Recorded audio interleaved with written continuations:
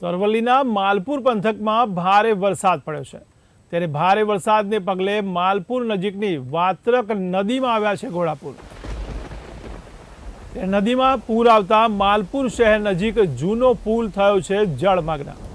ત્યારે ઉપરવાસમાં ભારે વરસાદને કારણે પાણીના સ્તરમાં સતત વધારો થઈ રહ્યો છે।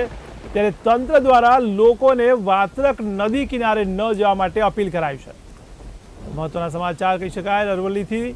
ત્યારે અરવલ્લીના માલપુરમાં ભારે વરસાદ પડી રહ્યો છે। ત્યારે ભારે વરસાદને પગલે માલપુર નજીકની વાત્રક નદીમાં આવ્યા છે ઘોડાપુર।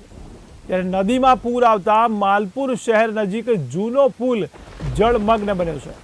ત્યારે ઉપરવાસમાં ભારે વરસાદને કારણે પાણીના સ્તરમાં સતત વધારો થઈ રહ્યો છે। ત્યારે તંત્ર દ્વારા લોકોને વાત્રક નદી કિનારે ન જવા માટે અપીલ કરવામાં આવી રહી છે। તો મહત્વના સમાચાર અરવલ્લીથી કહી શકાય। અરવલ્લીના માલપુર સહિતના પંથકમાં વરસાદ પડી રહ્યો છે। ત્યારે સાર્વત્રિક વરસાદને પગલે માલપુર નજીકની વાત્રક નદીમાં આવ્યા છે ઘોડાપુર।